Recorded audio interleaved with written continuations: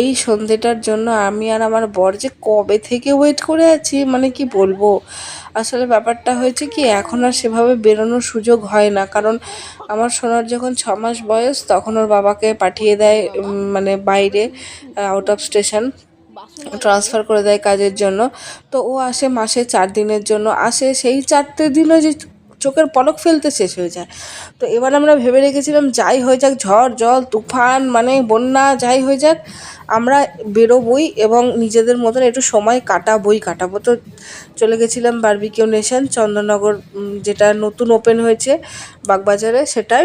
তো ভীষণ ভালো সন্ধে কেটেছে, ভীষণ ভালো, মানে পুরো স্যাটিসফাইড, ফুল স্যাটিসফাইড আমরা। আর স্টার্টার্স আইটেমগুলো সাংঘাতিক খেতে ছিল, মানে আলু যে এত ভালো খেতে হয় কি বলবো। আলু একটা কী ছিল, তন্দুরি আলু মনে হয়, মারাত্মক খেতে লেগেছে। এটাই। আহ, এখন পুচকু হয়ে গেছে, ও একটা দায়িত্ব, ওকে মানুষ করা, ওকে আগলে রাখা, যত্নে রাখা, সেটাও একটা কাজ।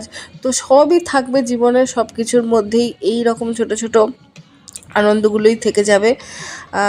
তবে এই দিনকের মানে আনন্দ এক্সপিরিয়েন্স, এটাই আমার হাজব্যান্ড আর কি বলছে যে এরকম কিন্তু মাঝে মাঝে আসা যায়। হ্যাঁ, আমরা ভেবেছিলাম ছেলে হয়তো জ্বালাবে, বিরক্ত করবে, বাট সত্যি কথা বলতে যেটুকুনি বদমাইশি না করলে নয়, ও একেবারেই জ্বালায়নি। তার কারণ হলো আমি ওর জন্য ঘর থেকে খাবার নিয়ে গেছিলাম এবং নিয়ে গিয়ে ওখানকার যেসব স্টাফেরা আছে তাদের কাছ থেকে একটা প্লেট চেয়ে আমি সেই খাবারগুলো সাজিয়ে ওর সামনে রেখেছিলাম, ঠিক আছে। এবার ও ভাবছে তো মা বাবা এইগুলোই খাচ্ছে, আমাকেও এগুলোই দিচ্ছে, যার কারণে আমার ছেলে একদমই ডিস্টার্ব করেনি। তো ওই জন্য আমরা ভেবেছি এরপর থেকে মাঝে মাঝে আমরা এরকম টুকটাক বেরিয়ে পড়বো, আর ছেলেকেও এরকম সাথে নিয়ে নেবো, ব্যাস।